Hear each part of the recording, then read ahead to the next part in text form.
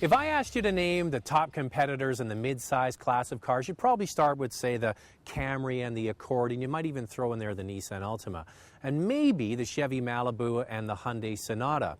But you could overlook the Mazda 6. But Mazda wants to do something about that with this second-generation Mazda 6. The Mazda 6 was introduced earlier this decade to replace the Mazda 626, and since it came out, it's kind of been an also-ran. This new one will change your mind.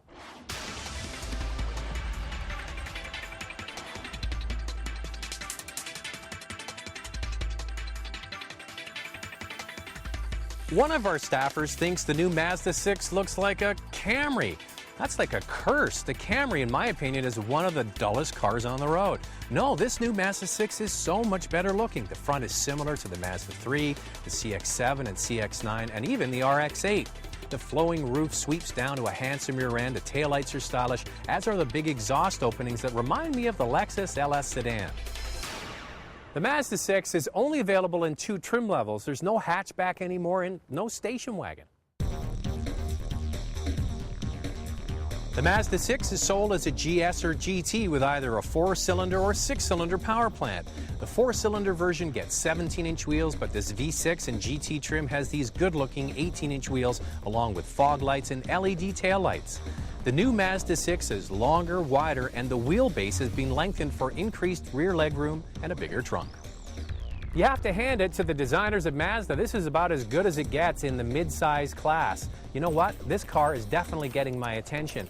And it's very well priced as well. Check this out. The 4-cylinder starts at $22,495. The V6 starts at $27,495. The 4-cylinder is cheaper than the Accord, the Camry, the Altima, and even cheaper than the very well-priced Chevy Malibu.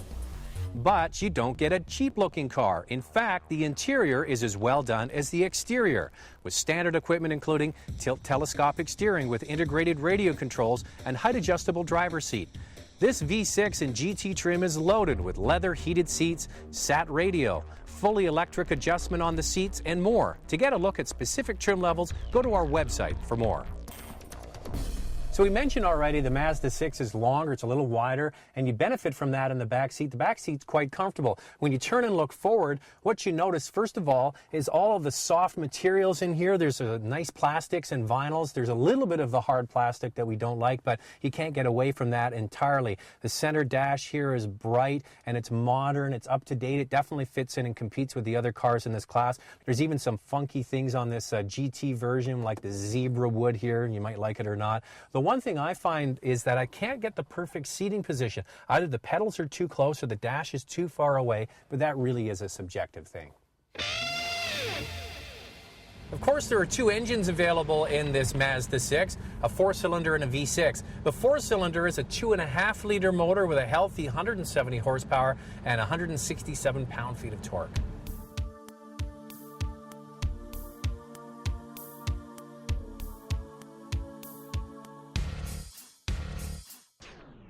Most of the competition has either a 2.4 or 2.5-liter engine with similar power, so the Mazda 6 is in good company. The V6, however, is much more lively, with 272 horsepower and 269 pound-feet of torque from a 3.7-liter V6.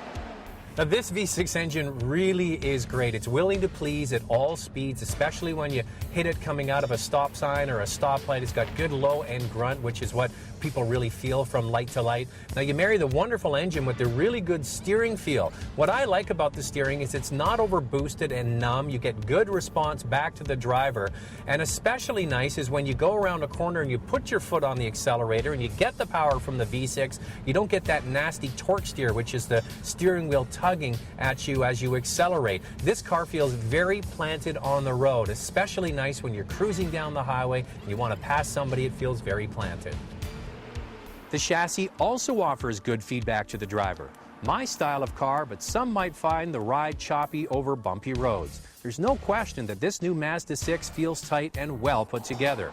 The multi-link rear suspension and front and rear stabilizer bars ensure that this car feels planted on the road. Traction control is standard on both the GS and GT trim level. Stability control is standard on the GT, that's the higher trim level, but if you want it on the lower line, you have to get it as part of a package. Now, if you're one of those people that likes to shift manually, you can only get that with the 4-cylinder. The 6-cylinder is only offered with the automatic that you can shift back and forth. So will the Mazda 6 rise to compete with cars that are top of mind when you think about the mid-size car class? The answer is it should, especially when you factor in the great starting price and the handsome styling. Mazda, well done.